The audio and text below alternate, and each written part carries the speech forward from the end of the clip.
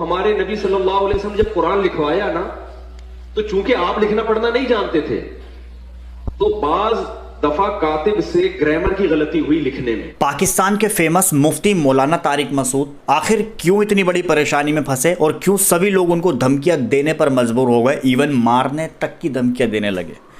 दरअसल कुछ टाइम पहले उन्होंने नबी की शान में गुस्ताखी की थी।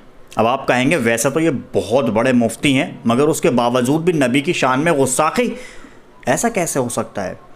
कुछ टाइम पहले एक बयान चल रहा था, लोग इनको सुन रहे थे और वहाँ पर इन्होंने कुछ ऐसी बात कर दी जो पूरे सोशल मीडिया में बहुत ज़्यादा वायरल हो गई और पूरा पाकिस्तान इनको धमकियां देने पर मजबूर हो गया। इवन इनको उड़ाने की भी बात करने लगा और इनका सिर कलम करने की बात करने लगा। अब दरअसल वो बात क्या हुई थी, पहले ये आप छोटा सा क्लिप देखें। हमारे नबी सल्लल्लाहु अलैहि वसल्लम जब कुरान लिखवाया ना, तो चूंकि आप लिखना पढ़ना नहीं जानते थे, तो बाज दफा कातिब से ग्रामर की गलती हुई लिखने में।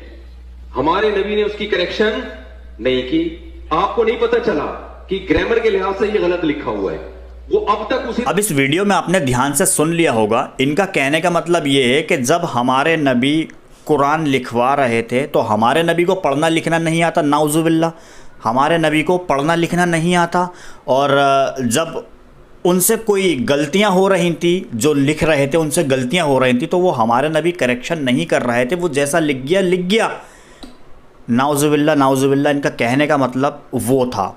और ये क्या बोल रहे थे, ये अपने होश और आवाज़ में बोल रहे थे। उसके बाद से सोशल मीडिया में बहुत ज़्यादा क्रिटिसाइज़ हुआ कि मौलाना तारिक मसूद, आप तो वैसे बड़े औलमा बनते हैं, आप लोगों को दीन सिखाते हैं और आप इतने बड़े पद पर बैठे होने के बावजूद भी इतनी बड़ी गुस्ताखी, ये हरगिज़ बर्दाश्त नहीं होगी। आपको पता होगा कि इस्लाम के अंदर हर चीज़ बर्दाश्त है, हर एक गलती बर्दाश्त है, मगर नबी की शान में कोई गुस्ताखी करे वो चीज़ किसी से बर्दाश्त नहीं है। खून खौल जाता है हर एक इंसान का कि अगर जब कोई ऐसा करे, तो इसके ऊपर बहुत ज़्यादा बवाल मचा। अब लोगों ने क्या कहा, ज़रा ये भी वीडियो देखें। इतने मुफ्ती हैं, इतने मौलवी हैं, वो कहाँ पे हैं? देखिए इतनी बड़ी गुस्ताखी की है, ऐसे शख्स की तो गर्दन काट दी चाहिए।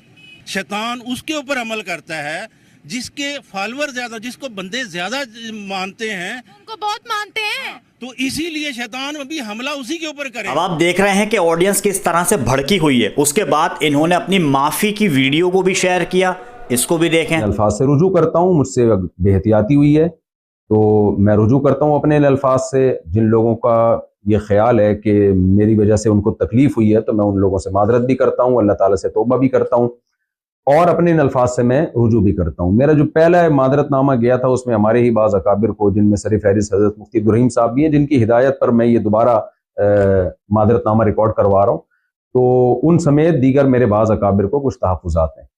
तो नबी सल्लल्लाहु अलैहि वसल्लम का इरशाद है, या बनी आदम कुल्लुकुम खत्ताऊन व खैरुल खत्ताईन अत-तव्वाबून, ए बनी आदम, तुम में से हर शख्स से गलती हो सकती है, बेहतरीन गलती करने वाले वो हैं जो तौबा कर लें। और तौबा के 3 ही अरकान होते हैं कि आवाम से माजरत कर ली जाए, अल्लाह ताला से तौबा कर ली जाए और अपनी गलती से रुजू कर लिया जाए, अपने अल्फाज से रुजू कर लिया जाए। तो मैं समझता हूँ कि तौबा के तीनों अरकान इसी तरह पूरे होते हैं। तो अगर मेरे पिछले क्लिप से किसी को इत्मीनान नहीं हुआ था, तो मेरा ख्याल है मेरे इस क्लिप के बाद अब इत्मीनान हो जाना चाहिए। बहरहाल ये जो इन्होंने गुस्ताखी की है, इसका माफ़ी तो इन्होंने मांग लिया। अब क्या जितनी भी सब ऑडियंस है, क्या वो इस माफ़ी को कबूल करेगी, ये तो बहुत जल्द पता चलेगा। मगर अभी सोशल मीडिया बहुत ज़्यादा गर्मा गर्मी का माहौल हुआ है। जब इन्होंने ये बात कही थी, जब से लेके अब तक लोग बहुत ज़्यादा भड़के हुए हैं और इनको ना जाने कितनी धमकियाँ दे रहे हैं। आपके हिसाब से क्या होना चाहिए, ज़रा मुझे कॉमेंट करके बताओ।